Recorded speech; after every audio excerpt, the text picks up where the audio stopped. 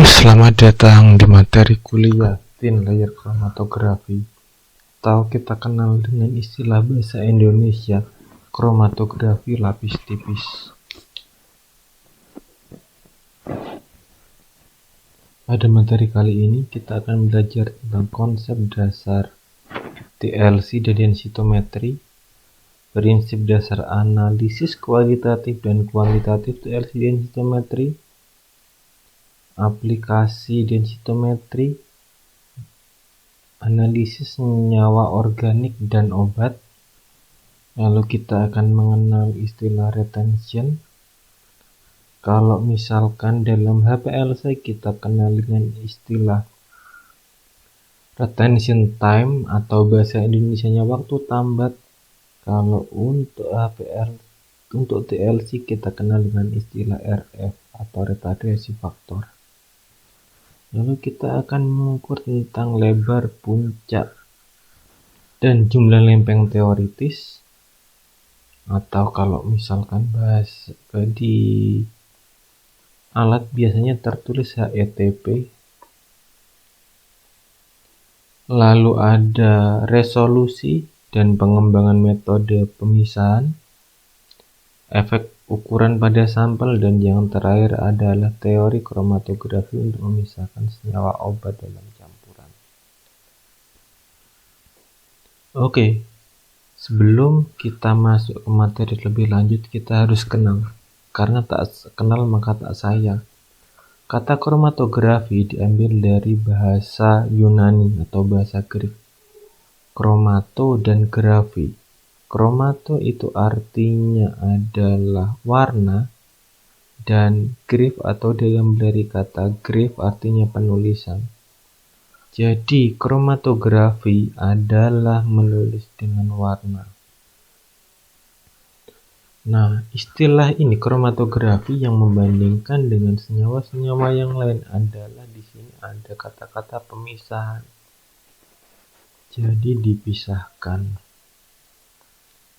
Kalau misalkan dalam istilah bahasa Indonesia, kata kromatografi ini paling mendekati dari analoginya. Yaitu, kalau misalkan kita mewarnai rumah tangga orang, maka akan di sana terjadi pemisahan.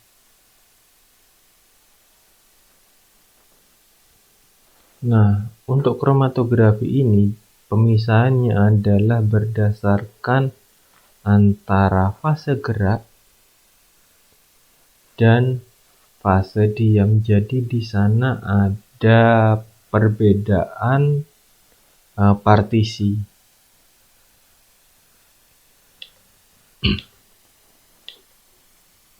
Nah, prinsip dasar kromatografi adalah distribusi komponen-komponen fase diam dan fase gerak dengan memanfaatkan sifat fisikokimianya. Oleh sebab itu, untuk dasar kromatografi itu adalah mengubah sistem distribusi dengan keseimbangan statis. Jadi kalau misalkan ada pertama kali kita totorkan, dia akan berada tetap di bagian bawah. Lalu setelah kita imobilisasi, keseimbangan statis ini menjadi keseimbangan dinamik, yaitu sistem di mana distribusi fase diam pada fase gerak. Jadi nanti di sini akan terjadi nodenya akan naik. Atau kalau misalkan mau lebih simpel lagi, kalau dulu waktu masih kecil, biasanya kita punya warna di sini satu, lalu kita celupkan di kertas. Lalu warna tersebut akan dia menjadi warna-warna lain. Nah, prinsip ini adalah prinsip dari kromatografi yang sederhana. Oke, saya ambil contoh lagi. Kalau di sini ini ada daun yang ringan dengan batu yang berat, maka kalau di sini merupakan hulu dan di sini bagian hilir, yang akan sampai terlebih dahulu sebagaimana kita tahu adalah yang daun. Lalu untuk yang batu karena ada interaksi pada bagian bawah, maka dia akan sampainya ke bagian hilir akan bagian terakhir. Nah, hal ini yang menyebabkan adanya interaksi antara base dengan batu, maka dia akan yang menyebabkan kecepatannya tidak sama. Nah, sama juga pada kromatografi lapis tipis, senyawa-senyawa yang dia mudah larut dalam pelarutnya, maka dia akan lebih dulu mencapai hilir, dan apabila senyawa-senyawa yang kurang berinteraksi dengan pelarutnya, maka akan ke hilir dia akan paling akhir sendiri karena berinteraksi dengan base itu lebih lama. Kalau di TLC, water flow itu merupakan sifat dari solvennya atau fase geraknya, dan base itu adalah dari fase diamnya atau stationary base. Kalau misalkan permisalannya kurang pas lagi, kalau misalkan dalam suatu hubungan itu kita sering mendengar berupa hoak-hoak, di sini kita akan terbawa oleh hoak, maka hubungan yang dijalani di sini akan mudah terbawa. Kalau misalkan sudah sampai hilir, berarti nanti hubungannya akan berakhir. Tapi kalau misalkan tidak terbawa hoak, maka hubungan tersebut akan terus lama karena ada ikatan antara base, antara hati yang saling bertemu. Oke, selanjutnya kita masuk ke klasifikasi kromatografi. Kromatografi itu ada 3 macam, yaitu kromatografi gas dan kromatografi liquid. Kromatografi liquid atau dikenal dengan istilah liquid kromatografi atau high performance liquid kromatografi akan dibawakan oleh Gracia. Saya di sini akan membawakan tentang kromatografi liquid yang menggunakan planar atau menggunakan plat. Di sini bisa menggunakan thin layer kromatografi. Nah, ini adalah keterangannya dari gambar tadi, silahkan nanti dilihat. Nah, keuntungan kromatografi adalah jangkauan analisisnya baik kualitatif maupun kuantitatif sangat bagus, sangat luas, rentangnya sangat tinggi, tujuannya bisa digunakan tujuan preparatif dan dapat menganalisis untuk kadar yang rendah. Dan dapat dilakukan dengan mudah dan cepat, dilakukan oleh operator yang memiliki keterampilan baik dan memiliki teori yang memadai. Ketelitian dan ketepatannya sangat memadai. Ini apalagi kalau kita menganalisis dalam suatu campuran. Biasanya kromatografi ini digunakan untuk kalau analisis preparatif itu tujuannya untuk memisahkan. Misal Anda nanti ambil penelitian di tanaman herbal, di tanaman herbal itu kan banyak isinya tuh. Kalau Anda mau mengambil satu senyawanya bisa menggunakan KLT preparatif. Atau yang kedua bisa digunakan untuk penetapan kadar. Untuk penetapan kadar di sini alat yang digunakan nanti ada 2 metode di akhir slide.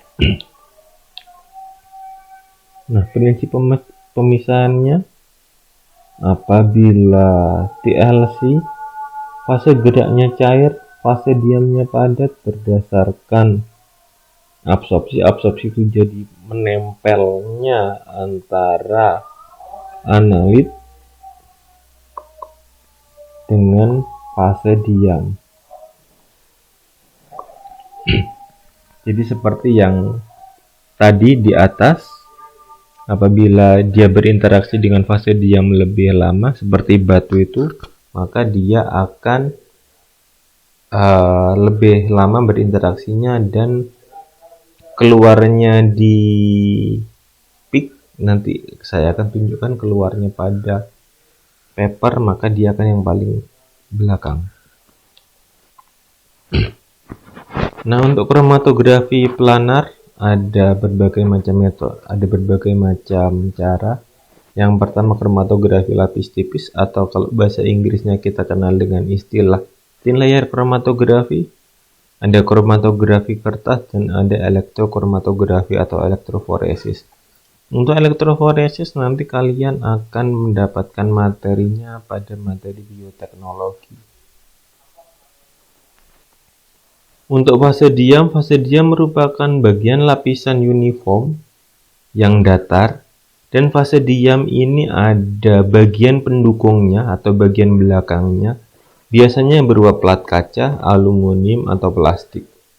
Yang sering digunakan adalah plat kaca dan aluminium, sedangkan untuk plat plastik memiliki kekurangan, dia mudah larut pada pelarut organik.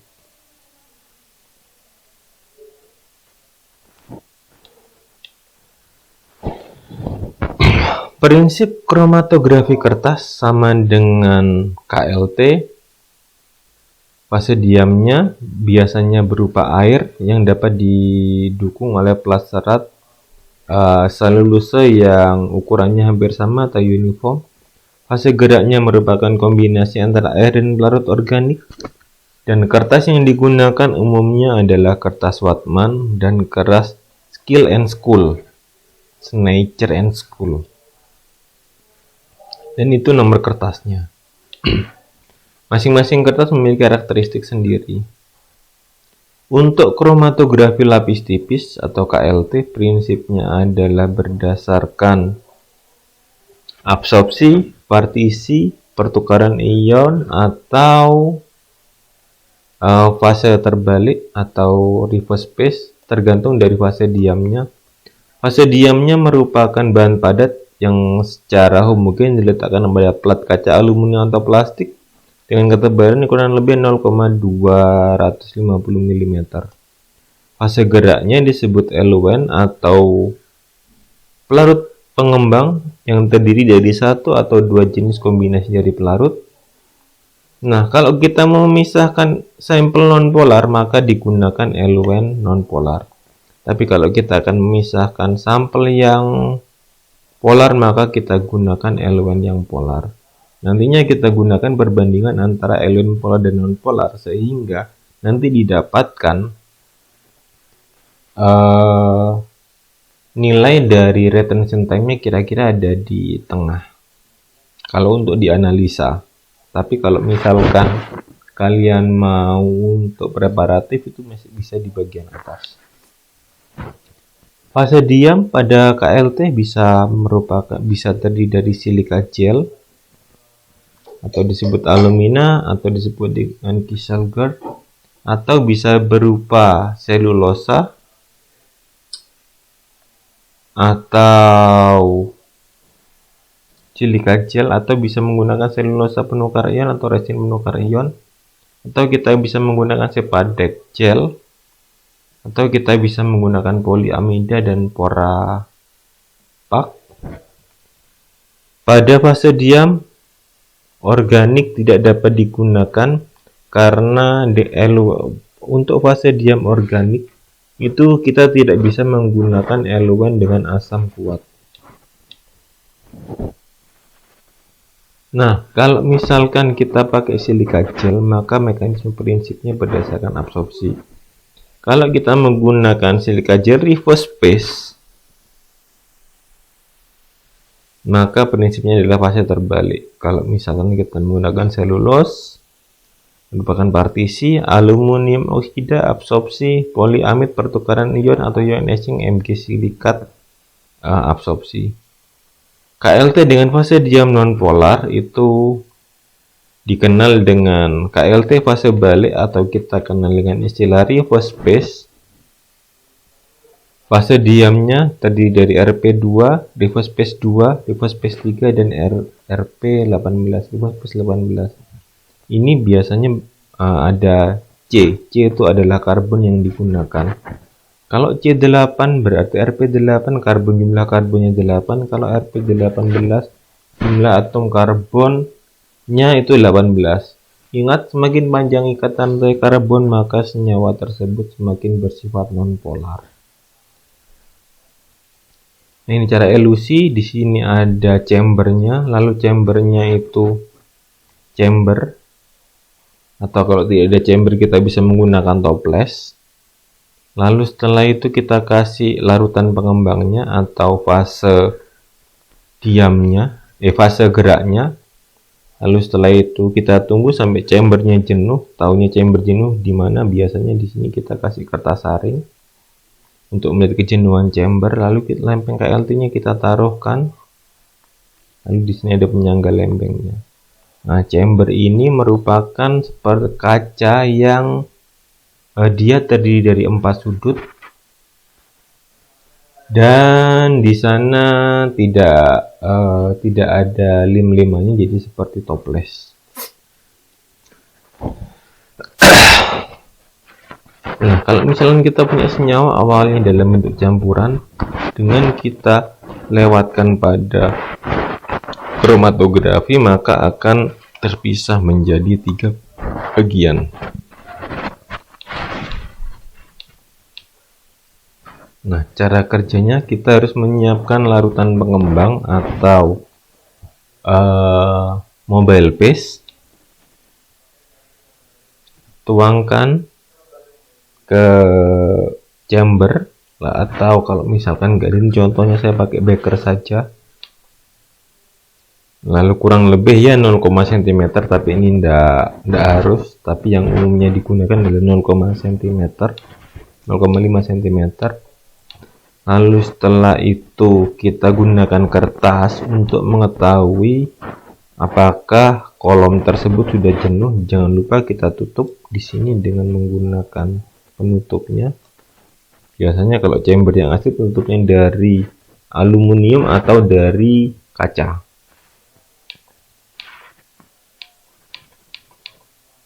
Lalu setelah itu kita siapkan lempeng KLT. Lalu setelah itu kita beri noda atau kita beri sampel kita di sini. Nah, sebenarnya kalau misalkan untuk analisis ini tidak boleh digambar pakai pensil. Jadi langsung dititik aja. Ini untuk KLT preparatif. Karena kenapa? Nanti adanya begitu elemennya naik di sini, dia akan tertahan. Dan RF yang dihasilkan tidak akan bisa konsisten. Biasanya ada selisih, walaupun selisihnya itu masuk. Tapi kalau misalkan pada analisis itu masih dipertanyakan. Lalu selanjutnya kita tambahkan sampel dengan pelarut yang mudah menguap. Lalu diaduk sampai larut. Lalu dengan menggunakan pipa kapiler, kita celupkan pipa kapiler di sini. Lalu ada daya kapilaritas di sana, maka akan naik pelarutnya. Pada saat sudah naik ke atas, baru kita totolkan pada lempeng KLT. Lalu setelah itu dibilas, jangan lupa untuk mikrokrapnya atau mikropipet biasanya.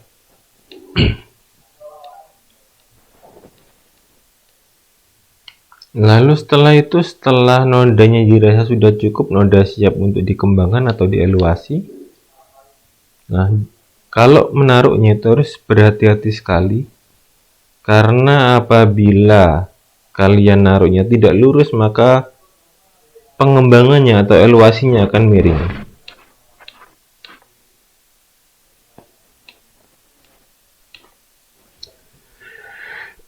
Solvent bergerak ke atas karena ada gaya kapilaritas. Nah, setelah solvennya itu naik, kurang lebih 0,5 cm pada bagian atasnya. Lalu setelah itu kita bisa tandai nodanya di sini.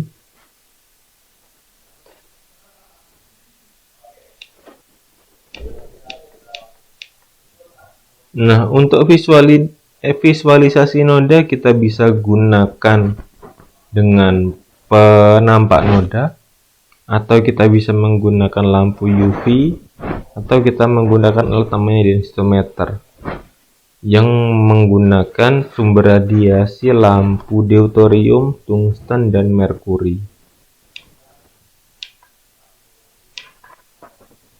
Nah, kalau misalkan kita lihat pada UV vis, maka akan kelihatan nodanya.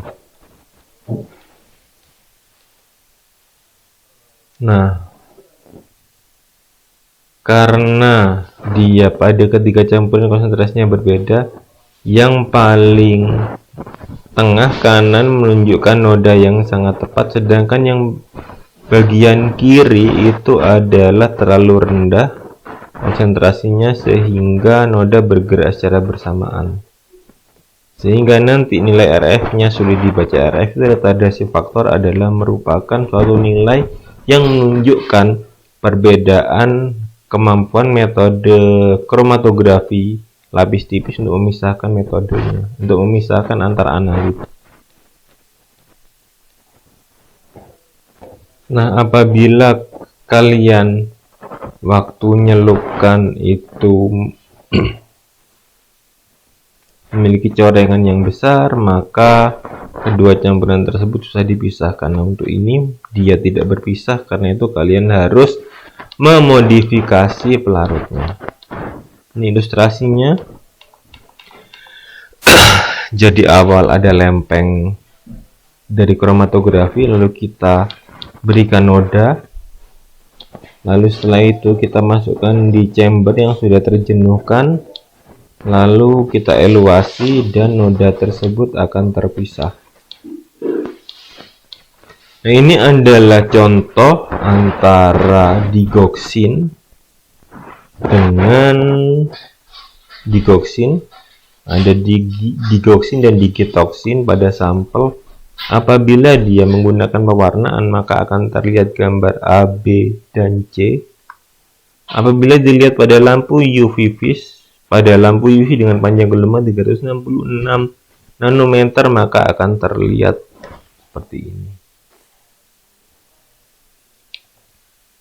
Untuk penetapan kadar ada cara langsung dan cara tidak langsung.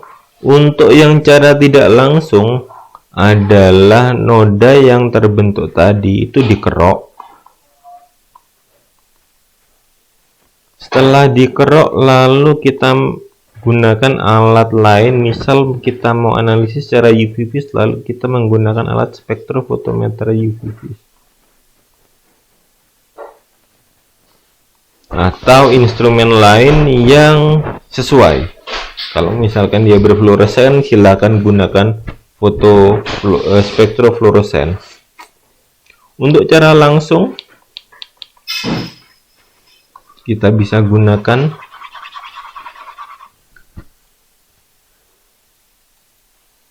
densitometer. Densitometer di sini nah, ini adalah contoh. Kalau kalian punya alat densitometer, di sini kebetulan masih belum punya, nanti ya mudah-mudahan kita punya alatnya. Densitometer itu alatnya seperti ini. Lalu kita buka di sini ada talamnya. Nanti lempeng kalian taruh saja di talam ini, lalu taruh di alatnya, maka alatnya yang akan membaca sendiri kadarnya. Sama dengan spektrofotometer, kalian tinggal preparasi larutan, lalu setelah itu masukkan biar alatnya yang mikir. Nah, ini adalah contoh hasil dari noda pada sampel yang sudah di scanning dengan instrumen TLC densitometer. Prinsip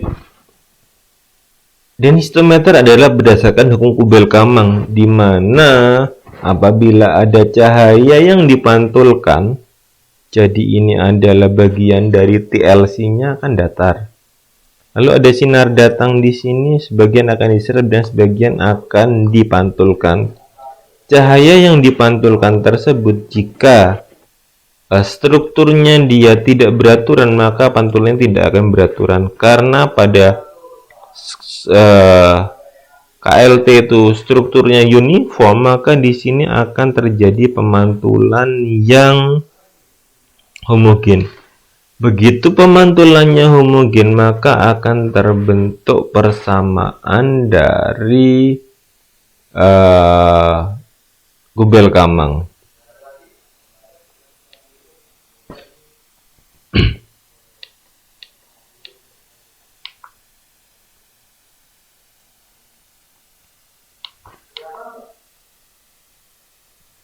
Oke, apabila kita menggunakan Gobel-Kamang, kadar sampel yang dianalisis akan sebanding dengan intensitas cahaya yang dipantulkan. Oleh sebab itu, apabila kita menggunakan KLT densitometer, maka yang digunakan adalah Gobel-Kamang. Terima kasih.